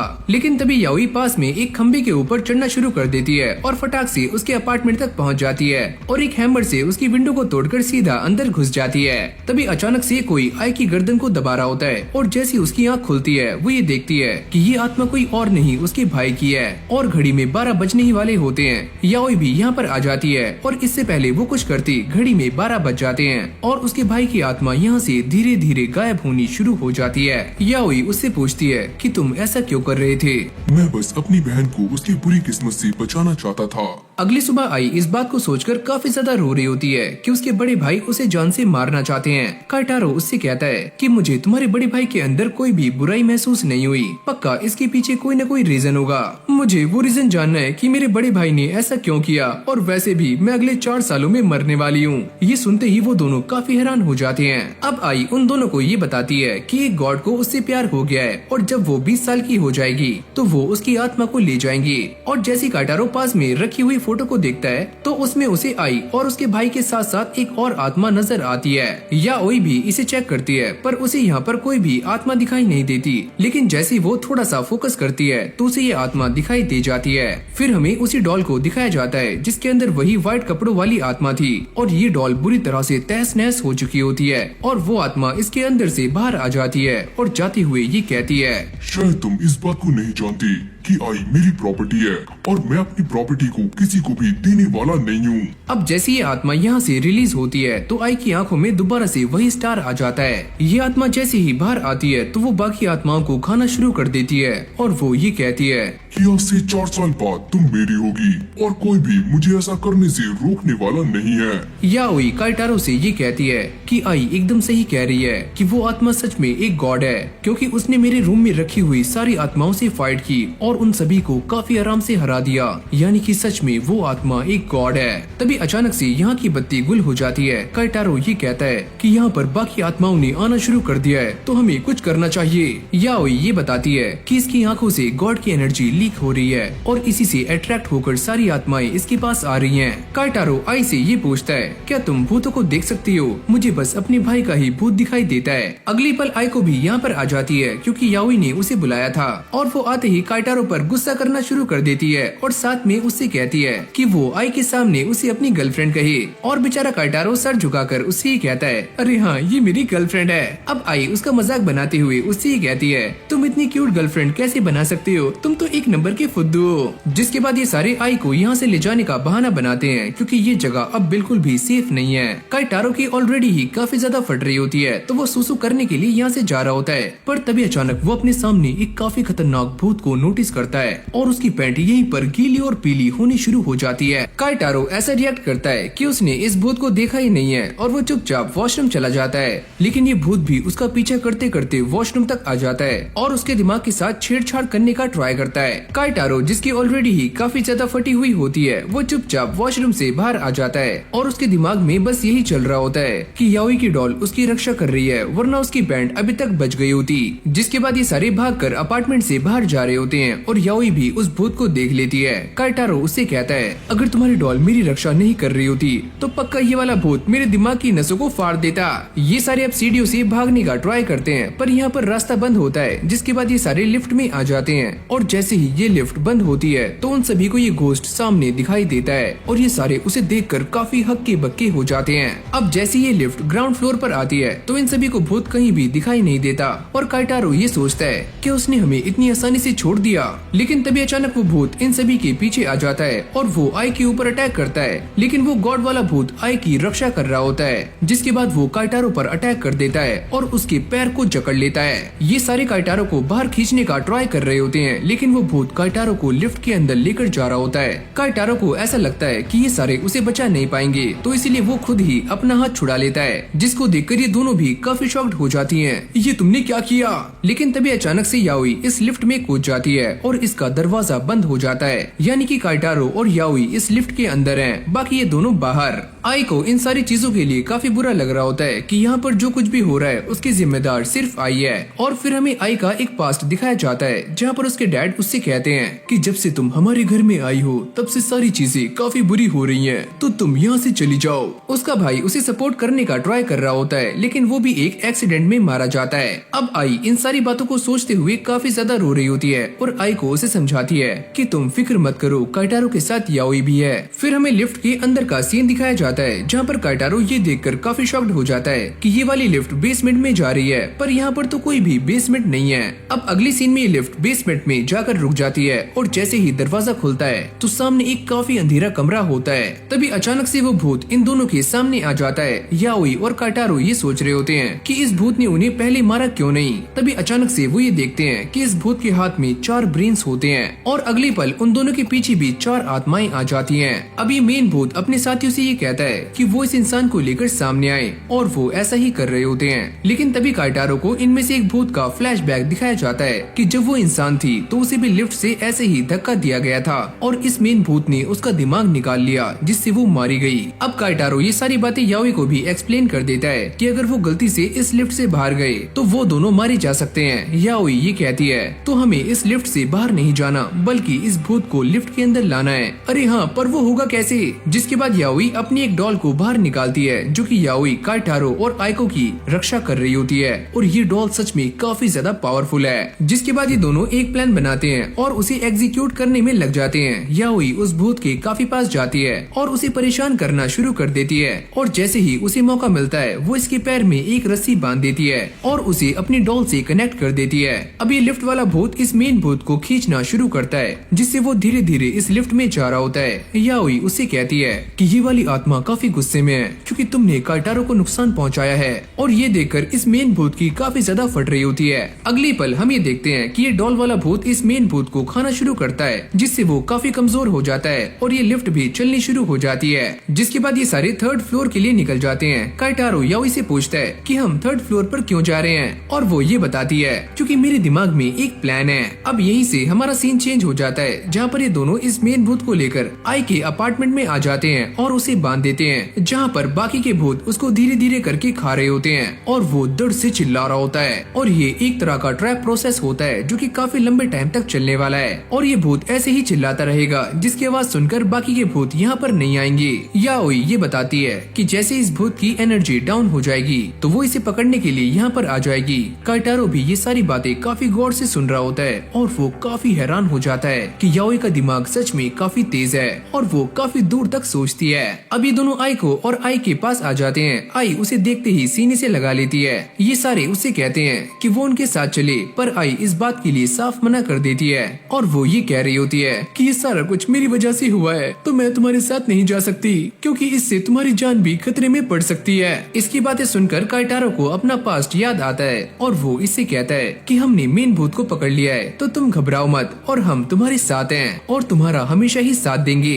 ये सारी बातें सुनने के बाद आई का दिल भर जाता है और वो भी इनके साथ जाने के लिए मान जाती है। अब जाती हुई आई अपने भाई के बारे में सोच रही होती है और वो ये कहती है कि भाई आपको मेरी चिंता करने की जरूरत नहीं है, मेरे पास अब काफी अच्छे दोस्त हैं। जिसके बाद वो काइटारो से ये कहती है कि तुमने मुझसे कहा था कि मेरे भाई ने मेरे ऊपर अटैक इसीलिए किया क्योंकि उनके पास एक रीजन था, तो मैं उस रीजन को ढूंढना चाहूंगी और उसे एक्सेप्ट करूंगी। ऐसे ही बात करते करते ये सारे घर तक पहुंच जाते हैं, पर जैसे ये सारे याओई के कमरे में आते हैं तो यहाँ पर चारों तरफ बस ब्लड ही ब्लड होता है और सारी डॉल्स फटी हुई होती हैं, जिसको देखकर इन सभी की आंखें फटी की फटी रह जाती हैं। अचानक से ही वो गॉड वाला भूत इन सभी के पीछे आ जाता है और आई बेहोश हो जाती है और वो इनसे कहता है तुम चाहे एक भूत इकट्ठा कर लो या फिर 100, लेकिन तुम मुझे हरा नहीं सकते क्योंकि मैं एक गॉड हूँ और तुम मेरे सामने बस छोटे मोटे कीड़े। याओई उससे कहती है तुम्हें क्या लगता है कि मेरे पास बस इतने ही भूत हैं? मेरे पास इससे भी ज्यादा भूत हैं जो कि मैंने कहीं और रखे हुए हैं, तो हम सारे मिलकर तुम्हें आसानी से हरा देंगे।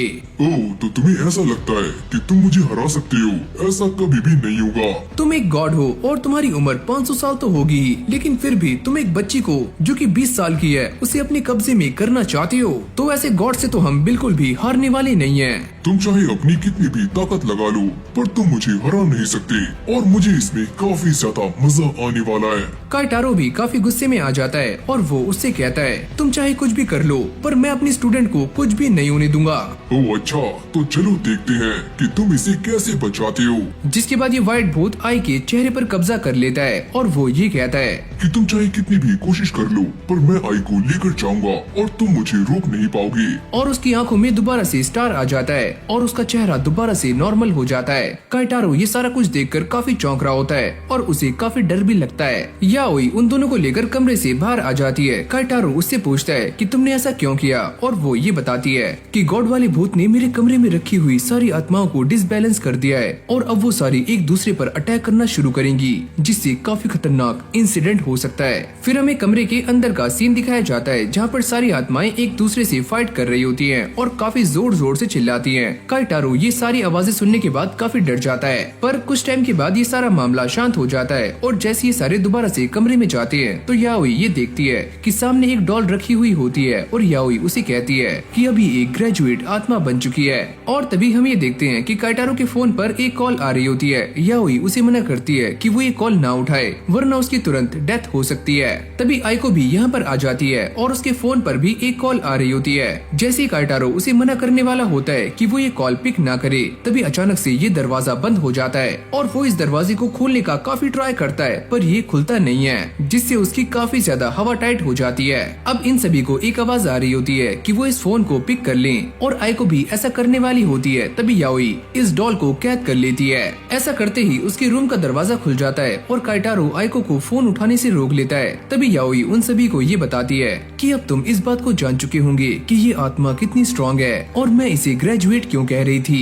अब याओई उन सभी को ये एक्सप्लेन करती है कि एक ग्रेजुएट आत्मा क्या होती है जो पहले से काफी स्ट्रॉन्ग हो गई हो, और ये वाली आत्मा भी एक ग्रेजुएट आत्मा है। काइटारो को भी ये सारी बातें धीरे धीरे समझ आ रही होती हैं कि याओई के रूम में जो आत्माएं रखी हुई थी उन सभी के मरने से एक काफी खतरनाक आत्मा का जन्म हुआ है जिसे हम ग्रेजुएट आत्मा कह रहे हैं, और इसके पीछे वो गॉड वाला भूत है जिसने की ऐसा करवाया है। अब अगली सीन में सारे दोबारा से आई के अपार्टमेंट में आ जाते हैं जहाँ पर याओई उन सभी को कुछ स्टिकर्स देती है जो कि उन्हें आसपास लगाने हैं, और यहीं पर वो ब्रेन वाला भूत भी होता है जिसकी हालत काफी खराब हो रही होती है और वो जोर जोर से चिल्ला रहा होता है। याओई उन सभी को ये बताती है कि जहाँ जहाँ पर उन्होंने स्टिकर्स लगाए हैं वो सारी आत्माएं वहीं से आने वाली हैं, और बाद में इस ब्रेन वाले भूत की आवाज सुनकर वो सारी आत्माएं यहाँ से भाग जाएंगी। जिसके बाद ये सारे याओई के रूम में आ जाते हैं जहाँ पर काफी सारा ब्लड पड़ा हुआ होता है और ये उसे क्लीन करना शुरू करते हैं। जिसके बाद आई ये बताती है कि उसे कुछ काम है इसलिए उसे अपने गाँव जाना होगा, और ये सारे उसे स्टेशन छोड़कर दोबारा से रूम में आ जाते हैं और उसकी सफाई करना शुरू करते हैं। ऐसा करते करते इन सभी की हालत काफी टाइट हो जाती है। याओई ये बताती है कि सच में वो गॉड वाला भूत काफी खतरनाक है और मेरे पास अभी तक कोई भी ऐसी आत्मा नहीं है जो कि उसका सामना कर पाए। साथ में याओई ये भी कहती है कि पहले उनका प्लान था कि वो सारी आत्माओं को पकड़कर एक काफी खतरनाक आर्मी बनाने वाले हैं जिसमें कुछ काफी पावरफुल आत्माएं होंगी जिनके सहारे वो उस आत्मा से लड़ पाएंगे जिसने याओई की माँ की आत्मा को पकड़ा हुआ है। लेकिन वो ये कहती है कि पहले उसके पास 100 से भी ज्यादा आत्माएं थी, लेकिन अब वो सारी डिस्ट्रॉय हो चुकी हैं और अब मेरे पास बस एक ही आत्मा है जो कि हम सभी को बचा सकती है,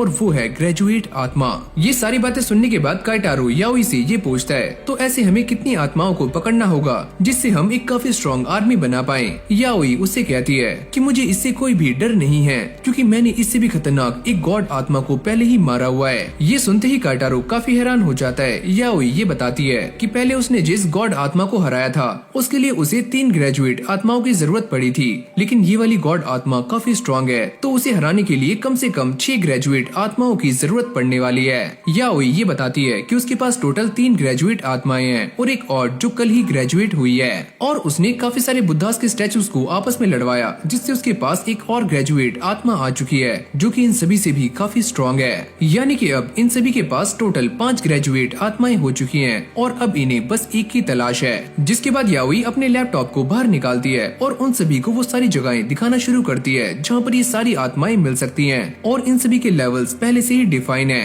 काइटारो ये नोटिस करता है कि इस जगह पर एक लेवल सही से डिफाइन नहीं है, यहाँ पर अननोन लिखा हुआ है। याओई उनसे कहती है कि ये जगह काफी आसान भी हो सकती है या फिर ऐसा भी हो सकता है कि यहाँ का लेवल ऐसा हो। पहले हम सारे टोक्यो के सारे एरियाज को कवर करने वाले हैं जिसके बाद हम पूरे जापान को कवर करेंगे जिससे हमें काफी पावरफुल आत्माएं मिल जाएंगी। काइटारो इन सारी बातों से थोड़ा सा सहम जाता है लेकिन बाद में वो हाँ कर देता है। चलो हम सारे एक जैसा ही सोच रहे हैं, लेकिन अब चलो पढ़ाई करते हैं। ये सुनते ही याओई का मुंह बन जाता है और आइको को कुछ काम होता है तो वो यहाँ से चली जाती है। जिसके बाद ये दोनों पढ़ना शुरू करते हैं। याओई उससे कहती है कि चलो मुझे तुम्हारी साइकिल पर घूमना है, और काइटारो उसे लेकर बाहर आ जाता है और वो इस बात से काफी खुश होता है कि याओई को उसके साथ साइकिल पर घूमना काफी अच्छा लगता है। अब काइटारो उससे ही कहता है कि पहले मैं काफी डर गया था कि हमारा सामना एक गॉड स्पिरिट से होने वाला है, लेकिन फिर मेरे अंदर हिम्मत आ चुकी है क्योंकि कोई भी मेरी फ्रेंड और मेरी स्टूडेंट को हाथ नहीं लगा सकता। पहले मैं अकेले ही अपनी माँ की आत्मा को छुड़वाने का ट्राई कर रही थी, पर तुमने मेरा साथ दिया, उसके लिए शुक्रिया, और तुम मेरी एक काफी अच्छे दोस्त हो। साइकिलिंग करते करते शाम से रात हो जाती है और काइटारो की हालत भी पहले के मुकाबले काफी खराब हो चुकी है। याओई उसे बताती है कि वो दोनों एक भूतिया जगह पर जा रहे हैं जहाँ पर वो आइको को अपने साथ ला नहीं सकते थे क्योंकि उसकी जान को काफी खतरा है। इन सभी का आत्माओं वाला सिक्योरिटी सिस्टम टूट चुका है, तो इसलिए आइको की रक्षा करना याओई के लिए पॉसिबल नहीं है। काइटारो जब ये सारी बातें सुनता है तो उसे ठंडे पसीने आने शुरू हो जाते हैं। मुझे ऐसा लगता है कि आज कुछ भी सही नहीं होगा। अब ये दोनों उस जगह पर आ जाते हैं जो एक काफी सुनसान खंडर होता है और ये वाला खंडर S रैंक का है। जिसके बाद हमें इस जगह के बारे में बताया जाता है जो एक किला है और ये किला S रैंक का है, और इसके बारे में ये बताया जाता है कि जब भी कोई इंसान यहाँ पर आता है तो वो यहाँ पर हमेशा के लिए ट्रैप हो जाता है या फिर उसे एक ऐसा कर्स लगता है जो कि जिंदगी भर उसके साथ रहता है। काइटारो इस जगह को देखकर काफी ज्यादा डर रहा होता है, जिसके बाद वो अपने पुराने एक्सपीरियंसेस को याद करता है जिसमें उसने काफी सारे भूतों के साथ पहले भी फाइट की है और वो जीते हैं। तो वो ये सोचता है कि वो यहाँ पर भी सारे भूतों को हराकर यहाँ से बाहर निकल जाएंगे। अब ये दोनों हिम्मत बांधकर आगे जाते हैं और आगे काफी ज्यादा अंधेरा होता है और सामने एक वाटरफॉल भी। याओई ये बताती है कि उसने ऑनलाइन जितना रिसर्च किया है उसके हिसाब से इस जगह पर कोई भी मरा नहीं है और यहाँ पर बस लोग इसीलिए आते हैं ताकि वो इसके इतिहास के बारे में जान सकें। अब ये सारी बातें सुनते ही काइटारो चैन की सांस लेता है। याओई उससे कहती है कि इस जगह पर सबसे खतरनाक वो वाटरफॉल है तो हमें वहीं पर जाना चाहिए। और जैसे वो वहाँ जाने के लिए पीछे मुड़ते हैं तो उनके पीछे एक बूढ़ी अम्मा खड़ी हुई होती है। काइटारो इस बूढ़ी अम्मा को देखकर काफी डर जाता है। याओई उनसे कहती है कि हमें यहाँ का वाटरफॉल देखना है तो चलो मेरे साथ चलो। काइटारो उसे मना करता है कि वो ऐसा ना करे, पर याओई उसे अपना फोन देती है और ये कहती है कि तुम ये पढ़ो कि लोग इस जगह के बारे में क्या लिखते हैं। काइटारो ये पढ़ता है कि इस जगह पर लोगों को काफी सैनिकों और बच्चों की आवाजें सुनाई देती हैं और साथ में उनकी आत्माएं भी दिखाई देती हैं और कई बार तो ऐसा लगता है कि वो तुम्हारा पीछा कर रहे हो और तुम्हारा पीछा करते करते वो कई बार तुम्हारे घर तक भी आ जाते हैं। और जब ये सारे लोग वाटरफॉल के पास गए थे तो वहाँ पर भी उन्हें ऊपर काफी सारी आत्माएं एक साथ खड़ी हुई दिखाई देती हैं और खासकर रात में एक बूढ़ी अम्मा यहाँ पर आती है और शायद से वो भी एक आत्मा है। वो ये सारा कुछ पढ़ने के बाद ये समझ जाता है कि सामने जो बूढ़ी अम्मा चल रही है वो कोई इंसान नहीं है, वो भी एक आत्मा है। याओई उससे कहती है अगर ये बूढ़ी अम्मा हमें उस वाटरफॉल तक लेकर जा रही है तो ये तो हमारे लिए काफी अच्छा है। ये बूढ़ी अम्मा आगे चलते हुए इन दोनों को इस वाटरफॉल की कहानी सुनाती है कि आज से काफी लंबे टाइम पहले यहाँ पर एक युद्ध हुआ था जहाँ पर दुश्मनों ने यहाँ के लोगों की गर्दनें उनके धड़ से अलग कर दी थी, तो इसीलिए कुछ औरतों ने अपना गला काट लिया और वो सारी इस वाटरफॉल से नीचे गिर गई और 3 दिनों तक यहाँ के वाटरफॉल का पानी लाल रहा था। काइटारो ये सारी कहानी सुनने के बाद काफी ज्यादा डर जाता है और वो याओई से कहता है कि उन्हें यहाँ से जाना चाहिए, पर याओई उससे कहती है कि हम यहाँ पर इसीलिए आए हैं ताकि हम सारी आत्माओं को पकड़ सकें और उन सभी की जान बचा सकें जिनसे हम प्यार करते हैं। याओई काइटारो को एक डॉल दे देती है और साथ में एक छोटी सी डॉल जो कि उसने फिंगर में पहनी हुई होती है क्योंकि यहाँ पर आत्माएं उनके ऊपर अटैक कर सकती हैं। पर तभी अचानक हम ये देखते हैं कि काइटारो के पीछे से एक हाथ बाहर आता है और जैसे वो काइटारो को पकड़ने वाला होता है काइटारो पीछे मुड़कर देखता है तो ये हाथ यहाँ से गायब हो जाता है। वो ये सारी बातें याओई को बताता है। याओई उससे कहती है अगर तुम्हें कुछ भी फील हो तो तुम मुझे बता सकते हो। जिसके बाद ये दोनों दोबारा से इस बूढ़ी अम्मा के पीछे चलना शुरू करते हैं। जिसके बाद काइटारो याओई का हाथ पकड़ लेता है और उससे ये कहता है कि हम दोनों को एक साथ चलना चाहिए और याओई भी इसके लिए मान जाती है। पर तभी अचानक हम ये देखते हैं कि एक हाथ याओई को पीछे से पकड़ लेता है और असल में ये काइटारो नहीं होता, ये उस बूढ़ी अम्मा का भूत होता है जो कि याओई को काइटारो की तरह लग रहा होता है और वो उसके साथ काफी दूर तक चली जाती है।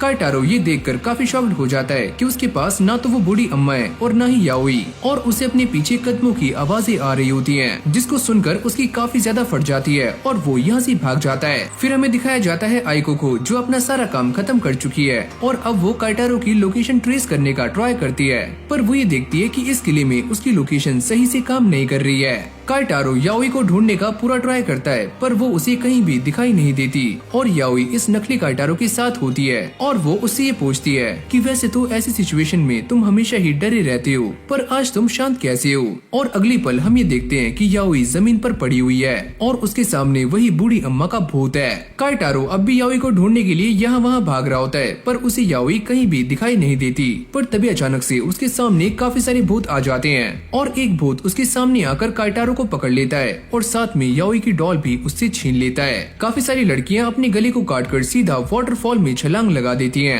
काइटारो भी ऐसा ही करता है और अब वो पानी के अंदर होता है जहाँ पर एक आत्मा उसके सामने आती है और उसकी गर्दन को पकड़ लेती है। तुम ये कभी मत भूलना, तुम ये कभी मत भूलना, अपने दिमाग में ये बात डाल लो। जैसे ही काइटारो को होश आता है वो ये देखता है कि उसकी गर्दन पर एक कट लगा हुआ है जिसके अंदर से काफी सारा ब्लड बाहर आ रहा है। उसकी साइड में ही याओई की डॉल भी होती है जिसकी हालत काफी खराब है। काइटारो ये सोचता है उन्होंने इस डॉल को भी बुरी तरह से फाड़ दिया है, क्या मेरे ऊपर भी कोई कर्ज लग चुका है? लगता है मैं सच में आज मरने वाला हूँ। काइटारो अपने फोन में ये देखता है कि उसकी चोट के आसपास काफी सारे हाथ हैं जो कि उसकी चोट को खींच रहे हैं और इससे वो काफी डर जाता है और याओई का नाम चिल्लाकर काफी तेज भागता है। तभी अचानक से वो अपने सामने याओई को नोटिस करता है और वो उसका पीछा कर रहा होता है, लेकिन भागते भागते वो एक खाई से नीचे गिर जाता है और वो ये देखता है कि उसके सामने याओई की लाश लटकी हुई है। काइटारो इस पहाड़ी से गिरने के बाद वाटरफॉल के एकदम सामने होता है और उसे याओई के साथ बिताए हुए अपने सारे पल याद आ रहे होते हैं और यहाँ पर काफी सारी आत्माएं भी हैं। अब ये सारी आत्माएं आपस में इकट्ठा हो जाती हैं और एक काफी खतरनाक आत्मा बन जाती है जिसका सर हवा में झूल रहा होता है और वो काइटारो से ये कहती कहती है कि तुम ये सारा कुछ कभी भी मत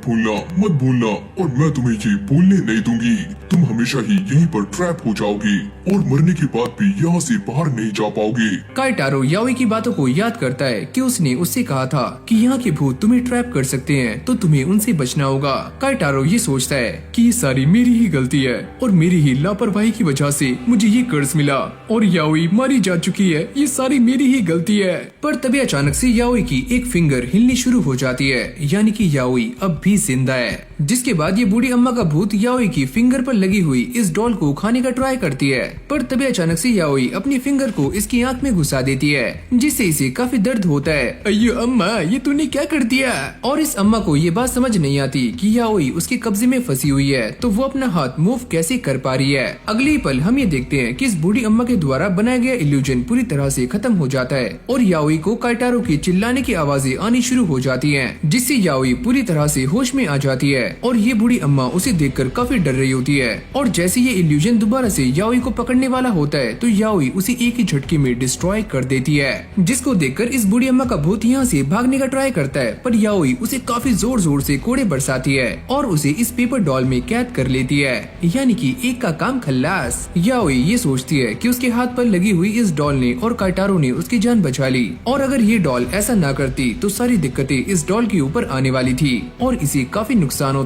जिसके बाद वो काइटारो को ढूंढने के लिए निकल जाती है, लेकिन इस तरफ काइटारो याओई की नकली लाश को पकड़े हुए बैठा होता है और वो काफी रो रहा होता है। पर तभी अचानक ये लाश एक भूत में कन्वर्ट हो जाती है और काइटारो को जकड़ लेती है। इससे काइटारो एक बात तो समझ जाता है कि ये असली याओई नहीं है, यानी कि याओई अब भी जिंदा है। जिसके बाद ये आत्मा काइटारो को ऊपर की तरफ खींचना शुरू करती है और इसकी बॉडी से एक रस्सी बंधी हुई होती है। काइटारो ये देखता है कि आसमान में काफी सारे लोगों के कंकाल हैं जो कि पहले ही मारे जा चुके हैं। अब ये दूसरा वाला भूत उससे ये कहता है कि तुम भी ऐसे ही मारे जाओगे और मैं तुम्हें ऐसे ही कैद कर लूंगी, तो तुम मरने के लिए तैयार हो जाओ। फिर हमें ये बताया जाता है कि आखिरकार काइटारो और याओई फंसे हुए कहाँ पर हैं और ये दोनों ही इस भूत के पेट में हैं। और जैसे ये भूत काइटारो को ऊपर खींचना शुरू करती है तभी अचानक से असली याओई यहाँ पर आ जाती है और वो अपनी इस डॉल वाली फिंगर को इस भूत के मुंह के आर पार कर देती है, जिससे वो काफी दूर भाग जाता है। काइटारो याओई को अपने सामने देखकर काफी ज्यादा खुश होता है और वो उसे सारा माजरा समझाता है कि ये भूत पहले किसी को कर्ज देता है और बाद में जब वो इंसान मर जाता है तो ये भूत उसे ट्रैप कर लेता है और इसने मेरे साथ भी कुछ ऐसा ही किया है। वो ये भी कहता है कि सच में ये वाला भूत काफी स्ट्रॉन्ग है और कोई भी इसके बारे में इसलिए नहीं जानता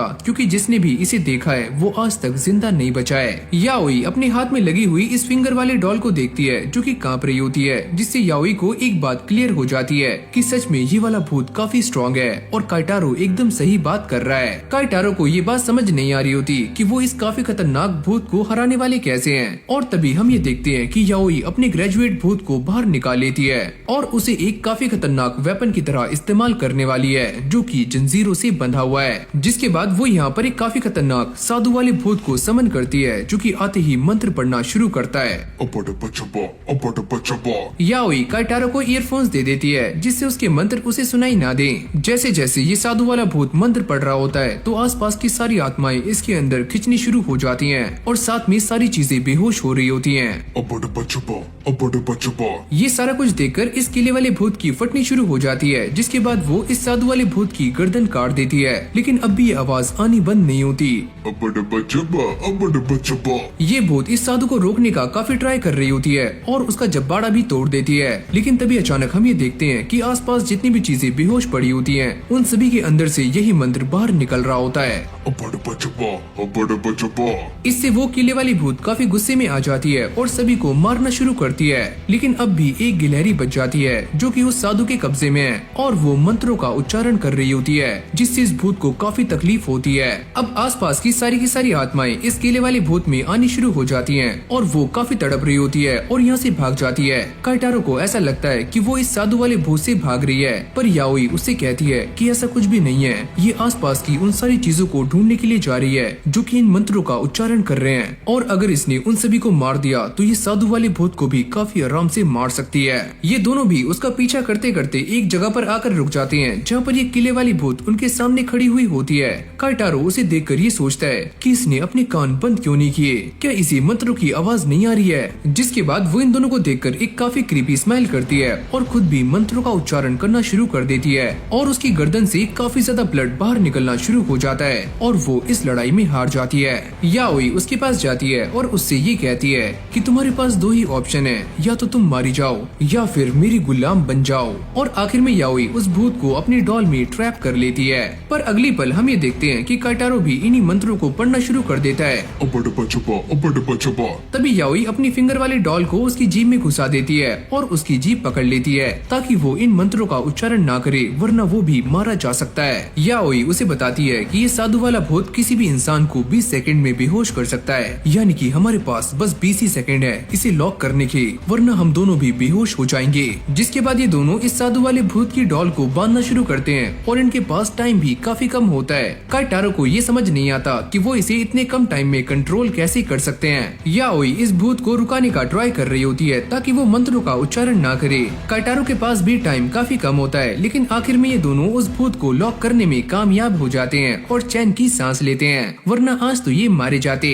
अब अगली सीन में दोनों वाटरफॉल के पास आ जाते हैं जहाँ पर याओई पानी में हाथ डालती है और इसके अंदर से एक बॉक्स बाहर निकालती है जिसके अंदर एक कटा हुआ हाथ रखा हुआ होता है। काइटारो इसे देखकर काफी शॉक्ड हो जाता है, ये हाथ यहाँ पर क्या कर रहा है। ये देखकर वो किले वाली भूत दोबारा से बाहर आ जाती है और काफी गुस्से में होती है। जिसके बाद याओई इस थ्रेड को काट देती है जो कि इन दोनों से कनेक्टेड था और ये भूत दोबारा से शांत हो जाती है। और अब ये बात सामने आती है कि ये किले वाली आत्मा एक कर्ज की वजह से ये सारा कुछ कर रही थी, पर अब ये कर्ज टूट चुका है तो वो आजाद हो चुकी है। याओई काइटारो को ये समझाती है कि इस जगह पर बहुत सारी आत्माएं नहीं है, यहाँ पर बस एक ही आत्मा है और वो है ये किले वाली आत्मा जिसने अपने आप को अलग अलग हिस्सों में बांटा हुआ था। और आत्माएं अलग अलग हिस्सों में बढ़ सकती हैं, जैसे कि उस गॉड की आत्मा वो भी हिस्सों में बटी हुई है। तुमने एकदम सही कहा कि मैंने अपनी आत्मा के काफी सारे हिस्से किए हुए थे ताकि मैं यहाँ पर सभी लोगों की यादों को जिंदा रख पाऊँ। जिसके बाद याओई अपनी पेपर वाली आत्मा को रिलीज कर देती है और ये आत्मा किले वाली आत्मा के अंदर चली जाती है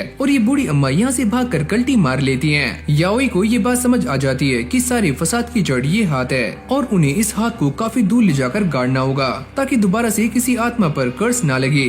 और अब ये किले वाली आत्मा भी पूरी तरह से आजाद हो जाती है। जिसके बाद ये दोनों उस हाथ को एक जगह पर गाड़ देते हैं और एक दूसरे को थैंक यू कर रहे होते हैं एक दूसरे की हेल्प करने के लिए। जिसके बाद ये दोनों इस किले से बाहर आ जाते हैं और रात भी दिन में चेंज हो जाती है। याओई काइटारो का हाथ पकड़ती है और उससे ये कहती है, अगर तुम्हें अंधेरे में कभी भी डर लगे तो तुम मुझे याद कर सकते हो। तभी उनके सामने वो किले वाली आत्मा और बाकी आत्माएं आ जाती हैं, जो कि उन दोनों को एक व्हाइट कपड़ा देते हुए ये कहती है, अगर तुम्हें कभी भी मेरी हेल्प चाहिए तो तुम मुझे बुला सकते हो। जैसे ये दोनों घर आते हैं तो आइको इन दोनों पर काफी गुस्सा कर रही होती है कि ये दोनों उसे अपने साथ लेकर नहीं गए। तो याओई उसे शांत करने के लिए उससे कहती है, तो चलो फिर एक और भूतिया जगह पर चलते हैं। तो इसी के साथ एक और नया चैप्टर स्टार्ट हो जाता है जिसमें और भी ज्यादा मजा आने वाला है। तो इस सीरीज में बने रहना।